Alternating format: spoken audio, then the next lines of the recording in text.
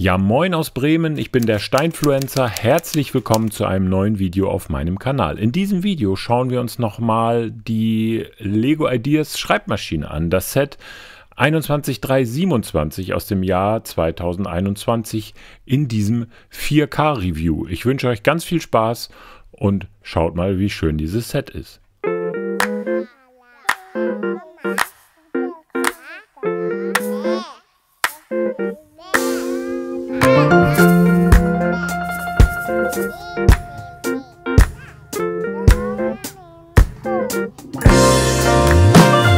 Ein paar Facts habe ich für euch über dieses wunderschöne Set. Und zwar ist es ein LEGO Ideas Set. Es ist bereits das 35. Set, das LEGO umgesetzt hat.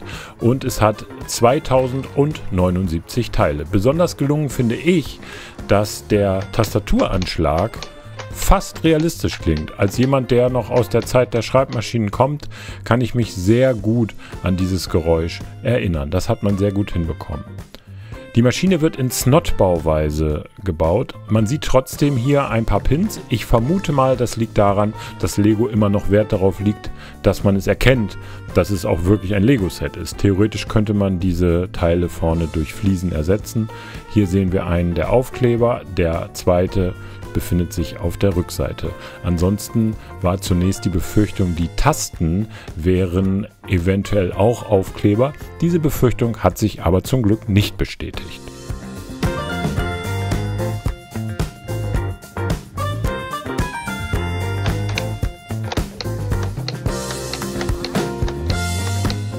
Aber es ist ja nicht nur dieser wunderschöne Sound, der mich begeistert. Es ist auch die Bautechnik. Wie gesagt, die Maschine wird in Snot-Technik gebaut.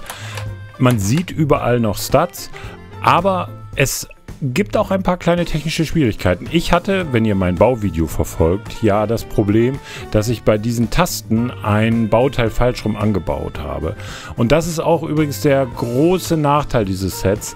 Es wiederholt sich sehr stark. Also gerade die Tastatur, die wir hier sehen, zu bauen, ist sehr aufwendig. Ich möchte nicht sagen anstrengend. Anstrengend wäre das falsche Wort. Es ist sehr aufwendig, weil man mindestens 9-mal in jeder Reihe das gleiche Teil baut. Also man baut einen Technikliftarm, diverse Technikverbinder, Gummimuffen und so weiter und so weiter. Und das muss immer gleich gemacht werden. Hat man das alles gebaut, wird es dann auf lange Technikachsen gezogen und in einer ganz bestimmten Reihenfolge logischerweise. Denn die Tasten sollen ja alle den gleichen Abstand haben und auch gut funktionieren. Wer keine Lust auf repetitives Bauen hat, der ist an dieser Stelle falsch. Das Ergebnis jedoch ist phänomenal. Was hier LEGO abgeliefert hat, ist ein tolles Set. Ich würde sogar sagen, dies ist mein Set des Jahres 2021.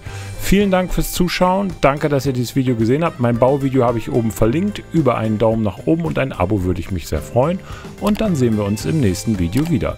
Macht's gut, bis dann. Tschüss.